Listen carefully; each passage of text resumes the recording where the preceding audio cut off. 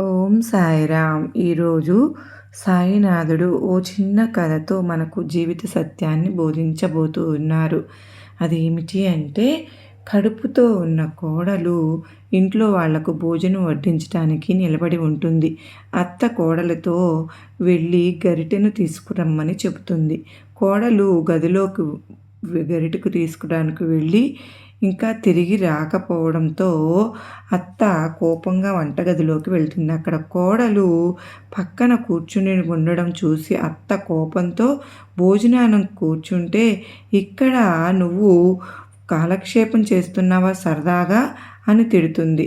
అందుకు కోడలు, నాకు కొంచెం నీరసంగా ఉంది, అందుకని కూర్చున్నాను అని చెబుతుంది. అత్త కలుగజేసుకుని, ఇంత మాత్రానికి అంత బాధపడిపోవాలా? నేను 3 పిల్లల తల్లినే, నాకు తెలియదా? అప్పుడు నేను కూడా ఇలా మానేసి పనులు కూర్చుంటే ఇంట్లో పనులు సాగేవా అని కోపంగా తిడుతుంది. అత్త మాటలు విని ఆమె కన్నీరు పెట్టుకుంటుంది. ఇదంతా అక్కడే నుంచుని చూస్తున్న కొడుకు మౌనంగా ఉండిపోతాడు.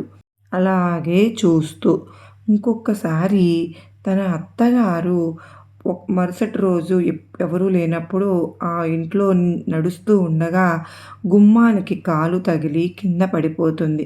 కొడుకు గబగబా పరిగెత్తుకుంటూ అక్కడకు వచ్చి, అమ్మ పడిపోయావా అంటూ తల్లిని లేపి పక్కన చైర్లో కూర్చోబెట్టి తల్లి క్షేమంగా ఉండడం చూసి ఊపిరి పీల్చుకుంటాడు.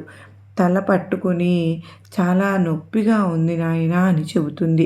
దానికి కొడుకు, అమ్మా నువ్వు నటిస్తున్నావు, నీకేం నొప్పి లేదు అని చెప్తుంది. తల్లి, నువ్వు కళ్ళతో చూసి కూడా నాకు నొప్పి లేదు అని చెప్పి వాదిస్తూ ఉన్నావా? నాకు నొప్పి లేకుండా నేను వేషం వేస్తున్నాను అంటున్నావు. నేను కదా నొప్పిని అనుభవిస్తున్నాను, నాకు నొప్పి లేదని నీకెలా తెలిసింది అని చెప్పి అంటుంది. అలా వాదిస్తున్నావేమిటి అని కూడా అడుగుతుంది. అప్పుడు ఆ కొడుకు, అమ్మ ఇలా నేను చాలాసార్లే పడిపోయాను, కానీ నాకు అప్పుడు ఏ నొప్పి లేదు. నాకు దానికి తల్లి విసుక్కుంటూ, నువ్వు ఆ బాధను మరచిపోయి ఉంటావేమో, ఇప్పుడు నేనే కదా అనుభవిస్తున్నాను. నేను పడిపోయానన్న బాధ కంటే నీ మాటలే నన్ను ఎక్కువ బాధిస్తున్నాయి అని చెప్పి అంటుంది. ఈ కొడుకు తల్లి వంక చూసి నవ్వుతూ, కదా అమ్మా, నువ్వు అలాగే నన్ను మోసిన కష్టాన్ని మర్చిపోయి ఉంటావు కదా, లేకపోతే నా భార్య కష్టాన్ని అర్థం చేసుకుని ఉండేదాన్ని. పాపం తనకు సాయం చేయడం మానేసి తాను ఎంత కష్టపడుతుందో కూడా ఆలోచించకుండా బాధపడే మాటలు అంటావు. ఆమెకు తాను చేసిన తప్పు తెలుస్తుంది, తను చేసింది సరైనది